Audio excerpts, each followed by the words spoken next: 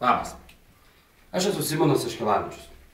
Man yra labai didelė garbė būti Labas siaubukų festivalio žiuri nariu. Dirbu jau reklamoje kurį laiką, taip kad pakankamai žinau gerai, kas tai yra daryti ir kurti trumpus filmukus. Taip kad šiuo atveju, šiame festivalyje, mano galva yra svarbiausia 3 dalykai. Pirmas, kad ir per šitas 2 minutės pasistengite sukurti bent jau minimalią istoriją. Antras dalykas, siaubo filmui labai yra svarbu atmosfera, tad bandykite ją sukurti taip pat, kad ir minimaliom priemonėm kaip muzika, šviesa. Dar paskutinis labai svarbus dalykas. Naudokite parodoje pasitaikiusius bet kokius daiktus. Jie gali tapti labai svarbiais jūsų, taip sakant, filmo dalyviais. Taigi, visus siaubingai kviečiu dalyvauti